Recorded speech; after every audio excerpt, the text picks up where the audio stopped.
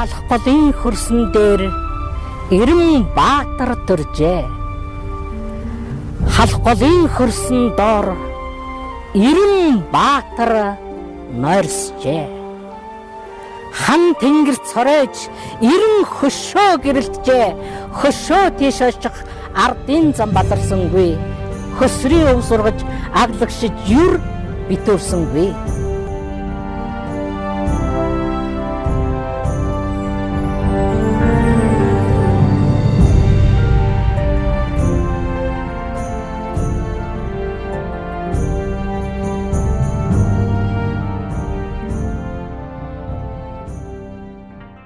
Тийм ээ, халахын гол бол 1939 оны дайны түүхэн баримт юм. Аймгийн засаг даргын тамгын газар нэг голын хүүхдүүд төсөл үзүүлж байна.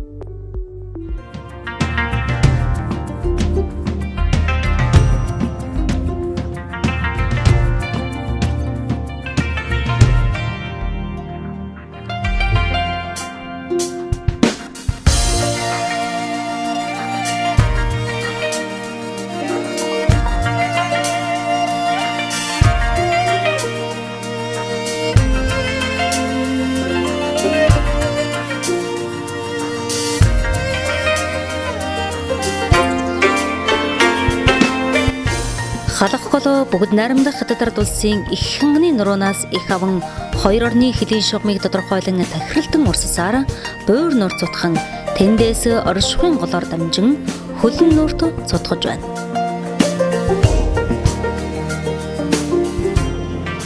Халах гол мөн бүгд Хятад ард улсын өвөр Монголын өртөөс хорны энэ Хянган аймгийн нутагт 12 гол горхноос их авж байгаа. Ингээ Монголын нутагт ороод дахиад 15 гол горх одоо нийлж ингээ нийтдээ 27 гол горх нийлж халахын гол болоод буур нуур цутгаж буур нуураасаа хөлн нуур цутгадаг ийм л одоо гол байгаа. Тэгэхээр үндсэндээ бол энэ манай Доронтой аймаг, Хөлбөмбөр аймаг, Хянган аймаг гэдэг энэ гурван аймгийн хамтын ажиллагааны хүрээнд энэ байгаль орчны асуудлыг хэрэгжүүлдэг. Өнгөрсөн онд Дорнотой аймгийн засаг дарга Бадамсрын тэргүүтэй төлөөлөгчд бүгд найрамдах Хятад ард улсын Хянган, Хөлбөмбөр аймагт ажлын ажиллал хийх үеэрэн нэг голын хүүхдүүд төслийг наачлан эхлүүлэх болсон тухайгаан илэрхийлж байсан.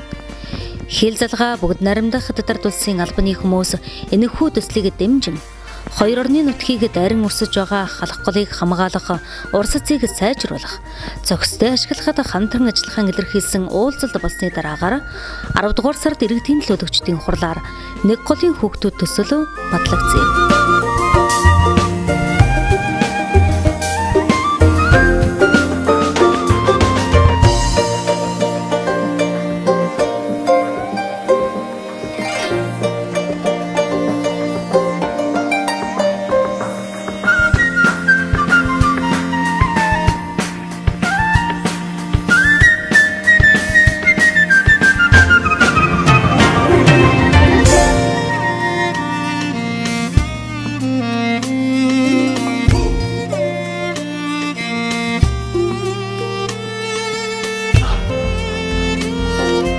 Дорнотой аймгийн засаг даргын аль жилийн бүрэлдэхүүн Хянганы нуруу халах голын ихтэй танилцсан.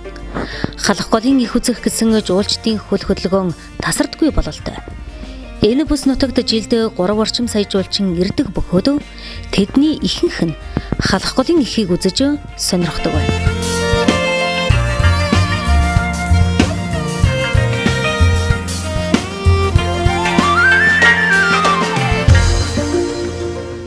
За бүгд найрамдах Хятад ард улсууд өөрөө бол маш том эдийн засгт маш том гүрэн нэлээд одоо хүч хөрөнгө хаяж аялал жуулчлалын салбараа дэмжиж байгаль экологийн хөтлөөс олон зүйл хийж байгаа нь харагдаж байна. Хэдийгээр одоо манай сумын хэмжээнд энэ асуудыг шийдэж чадахгүй ч эдний дэргэд шийдэж чадахгүй ч гэсэн зохих хэмжээндээ бол санаа авах олон ажлуудыг бид харж байна. Манай сум бол өөрөө Дорнод аймгийн хэмжээнд бол аялал жуулчлал хөгжих боломжтой байгалийн түүхэн тогтцтой ийм бүс нутгаа. Тэгэхээр бид бас энэ дээрээ түшиглээд тухайн одоо голынхоо голдрлын дагуу аялал жуулчлалыг хөгжүүлэх бас тусгай бодлого боловсруулж тусгайлан одоо хөтөлбөр гаргаж ингэж ажиллах нь зүйтэй байхаа гэж ингэж бас энэ бүс нутагт ажиллаар явж байхдаа бас анхаарч харж үзэж явж байна. манай Доронтой аймаг Өвөр Монголын өртөөс цорны Хянган аймагт хамтын ажиллагааны хилцээрийн хүрээнд тусгацсан нэг чухал асуудал бол байгаль орчны хамгаалах. Энэ дундаа халахгүй эх орчмыг хамгаалах, мөн халахгүй урсцыг нэмэгдүүлэх, мөн халахгүй зохистой ашиглах, энэ орчныг хамгаалах энэ ажилд хамтарч оролцох. Энэ бол бидний хамгийн чухал бас эрхэм нэг зорилго болж байгаа. Тэгээд Доронт аймгийн зүгээс нэг голын хүүхдүүдэд төслийг санаачилсан. Тэгээд бид нар хөрсөргөлдөө энэ аймагуудтайгаа нэг голоор холбогдож байгаагийн хувьд бид нар бас энэ байгаль орчныг хамгаалах ажил дээр хамтраад хэрэгжүүлэх ийм олон зүйлүүдийн талаар бас санал солилцож байна. Энэ хүрээнд олон ажлууд бол хийгдэнэ.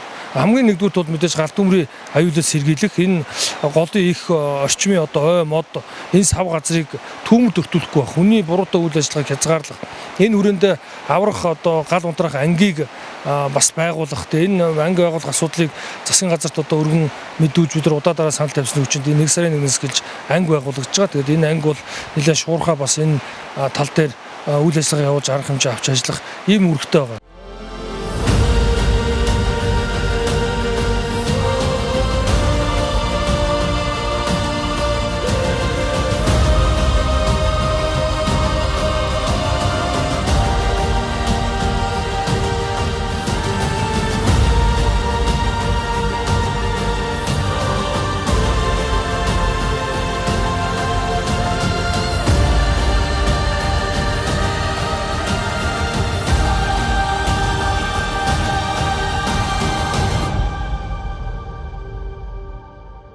Бүгд найрамдах Хятад улсын Өвөр Монголын өртөөс цорны халахгүй энэ эхийг хамгаалсан байдалтай нөхцөл байдалтай танилцлаа. За ер нь бол энэ бүс нутаг нь өөрөө Хятадын 5 А зэрэглэлийн дархан цаастай газрын нэг юм байна. За Өвөр Монголын бол 3 ийм дархан цаастай ЮНЕСКОд бүртгүүлсэн ийм газар нутаг юм байна. Тэгэхээр бас нэлээд их хамгаалагдсан аялал жуулчлал бүхий бусад бүх ашиглалт нөхцөл байдал бүр хорьсон ийм хамгаалтын бүс нутаг юм байна. За гол нь бас энэ жил олон жилийн дундаас манай гол бас нэг 10 см татуу байгаа. Энэ тухай бас бид нар бас энэ их дээрээс ирнэ хаад ингээд үзэхэд ер нь бас тус бүс нутагт энэ жил бас хур ороо бас тааруу байгаа учраас зарим урсц эхүүд бас байхгүй болж аварсаагүй ингээд хатсан юм ширгсэн ийм байдалтай байна. Ерөнхийдөө халахгүй усан түвшин багасж байгаа шалтгаан халахгүй их маань өөрөө урсгал багтаа байгаа. Урсгал багтаа урсцсан метр секундэд багассан, нарийнсан багассан тийм төлөвтэй байгаа. Хятад талтай гэсэн үг шүү дээ. Хянганы нуруу талтай. Тэгэхээр яах вэ гэхээр бид мэдээж бидний шалтгаалсан зүйл бол байхгүй байна. Яг одоогийн байдлаар. Дээрэс нь өнөөгийн цаг үед хамгийн их тулгарч байгаа асуудал юу гэхээр уур амьсгалын өөрчлөлт. Маш их халалт явагдаж байгаа. Энэ жилийн хувьд бол бороо ус ихтэй байсантай холбоотой нуур тойром ерөнхийдөө бас хайрцангуй гайгүй бас сэргэлээ гэж үзэж байгаа. Энэ халах гол руу маань үндсэндээ 3 том гол зутгадаг гэж ярьдаг. Нөмөргийн гол зутгадаг, дэгийн гол зутгадаг, нэг нь алтан гол зутгадаг. Нөмөргийн гол дэгийн гол маань нөмөргийн гол дэгийн гол маань ерөнхийдөө хянганы нуроос их явдаг. Монгол талаас соёл зурдлаас их авч урсдаг. Нөмөргийн гол маань өөрөө 5 голоос их авдаг. Тэгэхээр нөмөргийн гол халгал руу зутгаж байгаа бусад зутгал голууд маань ерөнхийдөө усны түвшин бол харьцангуй гайгүй. Ер нь бол энэ жил ихсэн төлөвтэй. Гэхдээ халгалын маань их маань өөрөө усны түвшин бага. Зутгал их бага. Метр секундэд багассан, юу нь багассан гэсэн үг. Ундраг нь багассан гэсэн үг их нь.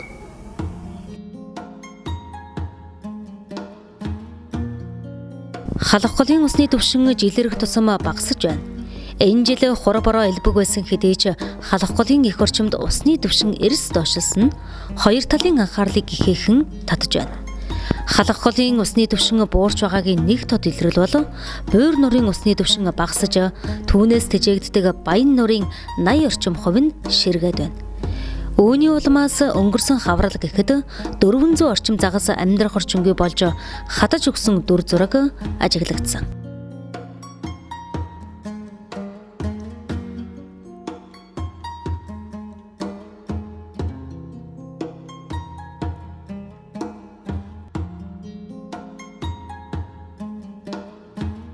Ер нь 2009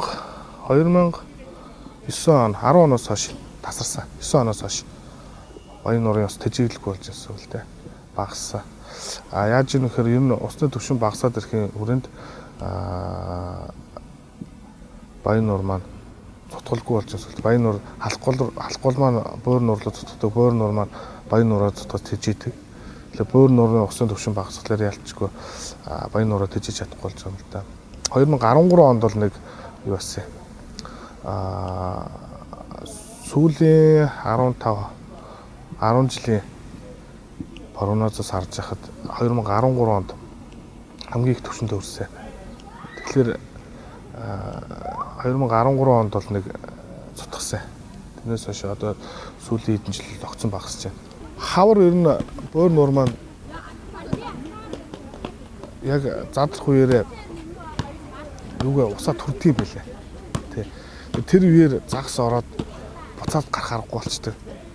Тэр орчимд яг бонус гэрээ ялангууд маш хэмжээгээр загас өгсөн байсан. Маш.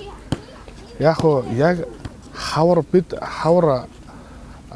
загасын аврыг ирж бол механик аргаар хийж болох юм байлаа. Энэ сумтайгаа бид тохироод хавартаа бид яг ус төрөхээр бон орчимд гарчсан загаснуудыг тампуулаа шуудалж ямар нэг аргаар буцаагаад бөөр нуурлуугаа тавих тийм арга хэмжээ авах боломжтой.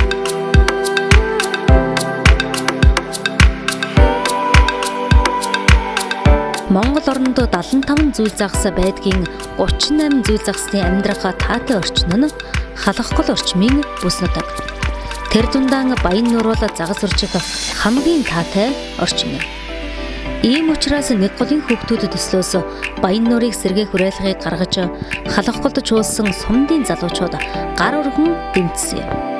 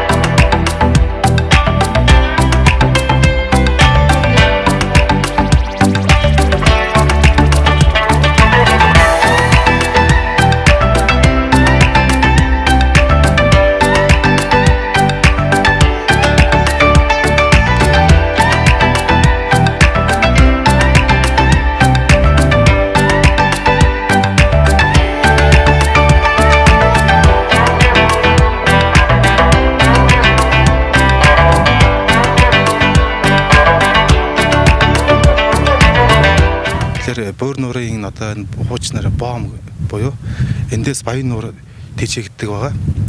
Тэгээ энэ хэсэгт бол сүүлийн 3 жил дараалан усны түвшин багасч татарсан байдаг. Тэгээ 2 жил гарan баян нуур бол одоо усаар бөөр нуураас усууд тэжээгдэл байхгүй болсон гэж.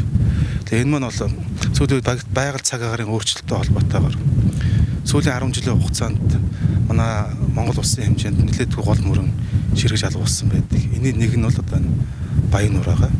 Тэгэхээр баян нуурыг сэргээх асуудлыг бол аймгийн төвчөнд бол нэлээдгүй ярьж байна. Аймгийн стратегийн зүгээс энэ асуудал нэлээд тодорхой анхаарч баян нуурыг одоо устдаа болгох талаар бол судалгаа шинжилгээ хийлгүүлэх байгаль орчны чиглэлийн байгууллагууд бас энэ дээр бас тодорхой хэмжээний ажлыг өрнүүлээд байж байгаа. Тэгэхээр баян нуурыг бол өөрөө загас үрждэг ийм таатай орчин, ийм нам ус багтай. Тэгээд буйрын усыг утсан бол нуурын усыг утах юм бол дулаан орчинтой. Ийм болохоор энд бол загас үрждэг ийм орчин байгаа. Тэгэхээр сүүлийн үед бас олон нийтийн шүлжээгээр гарч байгаа энэ асуудал маань байгаль цагаан үрийн өөрчлөлттэй холбоотойгоор 2 жил дараалан одоо энэ баян нуур маань одоо бом тасарч ингээ баян нуур тэжээдлэг болсноос усгүй болсон юм асуудал үүсэж байгаа. Тэгэхээр энийг одоо хэрхэн сэргээхүү талаар бол ярьж байна. Тэгэхээр нэгэнт одоо буур нуур маань өөрөө тэжээгдэх голууд нь усны төвшин бол сүүлийн жилүүд бол эрс багассан байдаг. Тэгэхээр энийгээ дагаад одоо буурын одоо энэ одоо яг бидний зогсож байгаа газар бол их үрсэн үедээ ус ишийг хальж за энийгээ дагаад одоо баян нуур руу урсаж ингээд одоо Баян нуур маань өөрөө тэжээгддэг газар л да. Тэгэхээр одоо энд бол энэ одоо татан буюу одоо энэ усны их үерсэн газар, ус үүсдэг газар нь өөрөө одоо ингээд ширэгдсэн байдалтай байна. Ласта бол энэ дээр бол одоо анхаарч ажиллах зайлшгүй шаардлагатай байна. Нэг голын хүүхдүүд төслийн багаас хэрлэн гол болон онон гол, уулц гол, галын гол, за одоо энэ буур нуурын асуудал, ингээд гол устай холбоотой, байгальд эхлэлгээдтэй холбоотой, за энд одоо хэрхэн одоо ажиллах талаар юм нөлөөллийн ажил буюу одоо энэ залуучуудад бас энэ одоо байгаа байгаль экологийн талаар ойлголт өгье гэсэн юм жижигхэн нөлөөллийн ажил зохион байгуулсан. За үүн дээр бас ер нь хүн одоо энэ залуучууд энд ирснийх өөрсдөө бүрээр ороод за энэ одоо нөхцөл байдлыг өөрсдөө үзэж хараад за цаашдаа бол ер нь хүнээс хамаарах зүйл бол их боллоо гэдгийг бас ойлгуулах гэсэн ийм ажлыг бол нэг голын хүүхдүүд төслийнхэн сая энэ сумдын залуучдын баг наадмын үед хийлээ.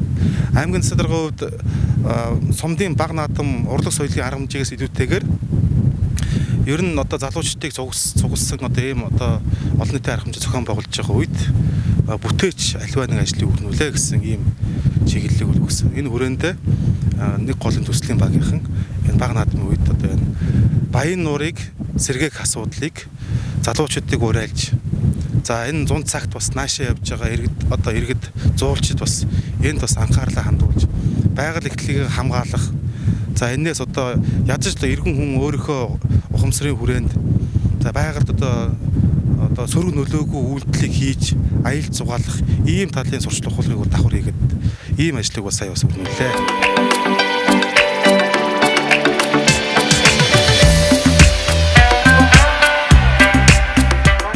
Хэдийгээр байгаль цагуурын өөрчлөлтийн улмаас гол нуурын ус багасж ширгэх тохиолдол олон байгаа ч нэг голын хүүхдүүд төслийн хүрээнд хүний хүчин зүйлсээс шалтгаалж байгаа сөрөг нөлөөллийг бууруулах ажлыг нэн тэргуунд хийхийг зорж байна.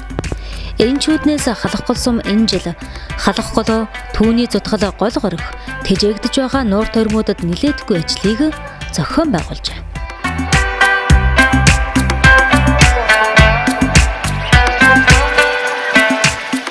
Энэ жилийн хүрээнд бол эхний ээлжнүүд нь бол буур нуураас цутгалаа авдаг Баян нуурын усыг дээр нь орчныхон цэвэрлэгээний ажлуудыг бол бүрэн гүйцэд хийсэн байж байгаа. За хоёрдугаарт нь нуурын эрэг дагуухад бол баруун талаас 14 км газрыг бол бүрэн цэвэрлэж хуучин хогын талаас нь бүрэн цэвэрлсэн байж байгаа. За мөн халах голын одоо ихтээс очиж ажлын хэсэг бол дагууд нь бол сум хөтлөх газруудыг үзэж харж шалгаж ерөнхий одоо голдрол юмнуудаар нас үзлэх тандалт хийсэн байна. Нэг голын хүүхдүүд төсөл хэрэгжиж байгаа тун цаашаалтай. Яг тэгэхээр голыг ер нь эхээс нь ард хүртэл хамгаалах хэрэгтэй хамгаалыг бол тэгжиж нэг айсаа болдог. Энэ жилийн хувьд нэг голын хүүхдүүд төслийн хүрээнд халах гол орчинд бид боловсон соёлын газартай хамтраад 80 цагийн экологийн боловсруулах хичээл орлоо. Энэ болон Дорнот аймгийн хэмжээнд гэж явсан.